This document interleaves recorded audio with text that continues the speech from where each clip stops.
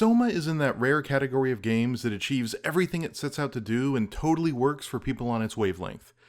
Unfortunately, I'm not quite one of those people.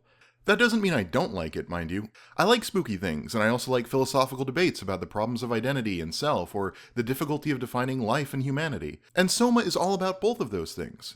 It's a scary Halloween game and a philosophizing game driven by interesting ideas, so it should be right up my alley. And it's clicked with most people I know who've played it, so why didn't it quite work for me? I think the biggest problem I had getting into the game were the huge barriers to the suspension of my disbelief. I love sci-fi and fantasy, and it's not hard to get me to put aside rational thought and lose myself in a world where the impossible is possible. But SOMA throws a veritable smorgasbord of tropes at you, each of which could have held down their own game. Here, though, they're used just in passing to set up this convoluted series of plot points and themes. I mean, listen to this plot synopsis and tell me if I'm not throwing a lot of high-concept ideas at you. When Simon Jarrett tries a new form of brain scan therapy in 2015, he wakes up in 2104 in an underwater research lab that also functions as a satellite launching station. This is where the last vestiges of humanity remain after a comet hit Earth and drove all other humans extinct. In this underwater research station, robots think they're people, and there's a pseudosentient robogel carrying AI programming that can sustain biological functions as well as fix any electronics. Simon has to save humanity by defeating the AI and sending a Wachowski-style matrix full of digital copies of the last people to live into space. Keep in mind, I'm not trying to make fun of the game by pointing out the absurdity of the plot, and I'm not complaining about any of those plot points individually. They could each be pretty awesome to work with, really. I'm just saying there's a limit to how removed from our own day-to-day lives we can get before we start feeling sort of distanced from the action on screen. And the game starts in Simon's apartment in the present day, with almost no science fiction at all, so going from something that felt very grounded and relatable to something that's utterly out there is really jarring. It's almost Brechtian, and I wonder if that's the point, distancing the player enough that they have to consciously engage with what's taking place, to get them to think critically about the ideas being presented rather than simply immersing themselves in the story of the game.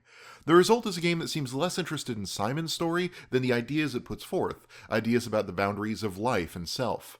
Which might work in favor of its themes, but it detracts from just how spooky the game can be. On one hand, it's pushing you away with narrative conceit after narrative conceit, and on the other hand, it's trying to get you to lose yourself in the game's atmosphere and be afraid, and there's a dissonance there that I don't think ever is completely resolved. Once you're in Pathos 2, the game's levels are basically a series of set pieces, not just in the gameplay sense, but in a thematic one.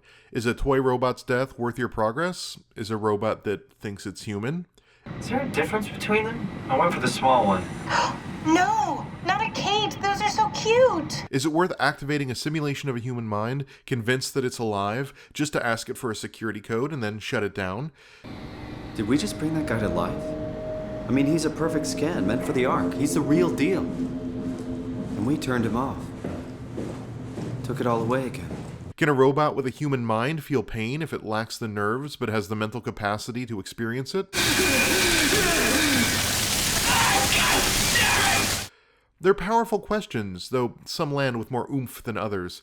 Leaving a robot Carl to suffer electrical torture for all eternity felt like a cheap way to build empathy, but it was definitely affecting. The summoning Brendan Wan into existence, then turning a simulation off without seeing him react, kind of falls flat, though. I'm sorry, Mr. Wan. Brandon.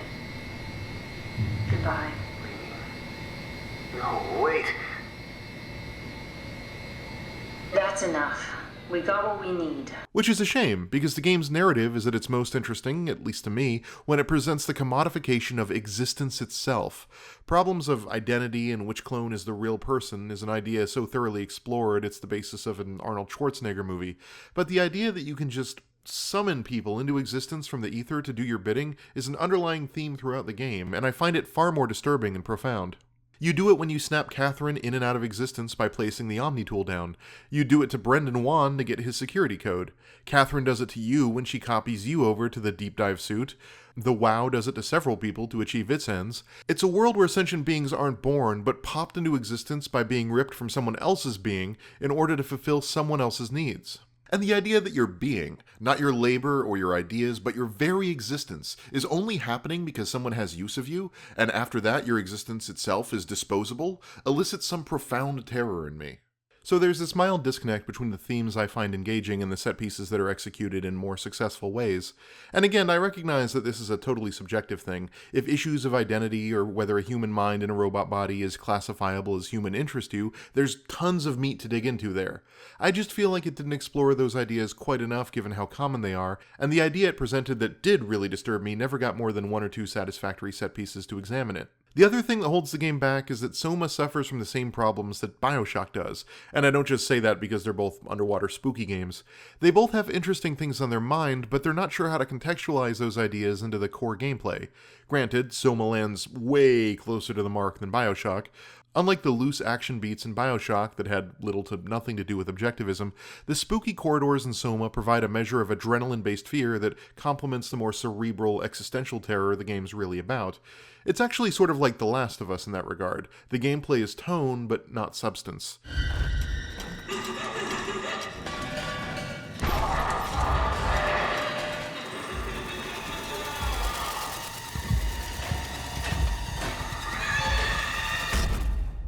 Where, say, the Swapper dealt with similar issues mechanically, SOMA is comfortable putting the thematic burden on the narrative with some logic puzzles and monster-filled corridors to give you something to do in between those story bits. Which would be fine if the game could land those spooky scares regularly, but the game's just not very scary, which isn't bad. I think we have enough spooky games for a spooky game's sake right now. SOMA knows it wants to use horror to emphasize its point rather than sell YouTube screams, and that's totally cool. And honestly, parts of it are still really scary. It's not a not scary game.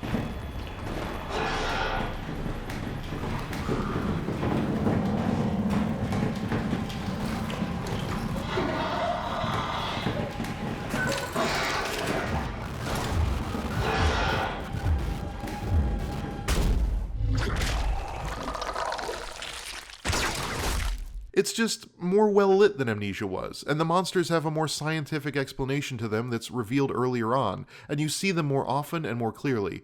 Combine that with the sci-fi based setting, and SOMA has actually a bit of an alien isolation vibe going on, often tense, but only occasionally outright scary.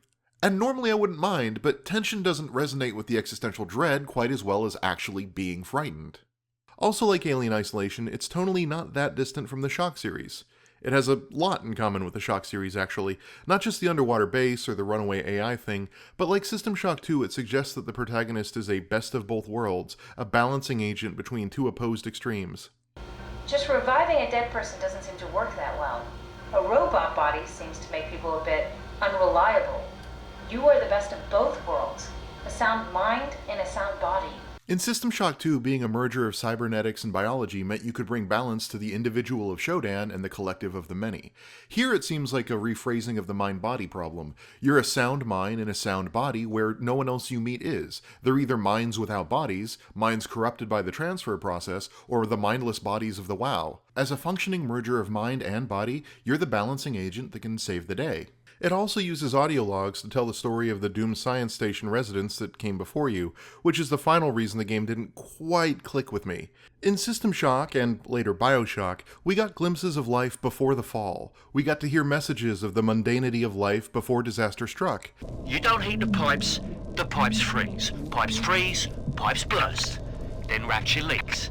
Now, I realise you're a posh sort of geezer, and frankly, I don't give a toss if you piss or go fishing. But once Rapture starts leaking, the old girl's never gonna stop. And then I'll be sure to tell Ryan he's got you to thank. But the black box mechanic here means we only get the last words from most of the crew, so our insight from voiceovers is primarily just people dying during the collapse. Oh shit, she's fucking hurt. Her suit is leaking. We have to get her to Omicron. Shit, it's bad, real bad. Oh, fuck, no! And even for the world-building stuff we get before the fall of Pathos 2 is stuff that happens after the fall of humanity due to the comet. We never get to see this station in its operational form. We never really get a clear picture of who these people were before the crisis. We don't even get faces for several of the staff members. It's not that their story isn't necessarily interesting, but we're so far removed it's hard to get invested when you get to hear how they die, but have to infer how they lived. Despite all of that, I did like SOMA. It's smart, and it's occasionally scary. And if any of these themes or ideas seem like they'd click really strongly for you, I'd totally recommend it. But if you're looking for a deep analysis of the philosophy of identity or the spookiest game you could possibly play this Halloween, this isn't it. Neither the haunted house bits nor the existential dread bits land with the consistency that I really would have liked, that I really needed to fall in love with this game. But when they do, especially when they're close together and emphasize one another, it's really unlike any sort of horror I've ever played before. And for that novelty alone, I think the game's worth talking about.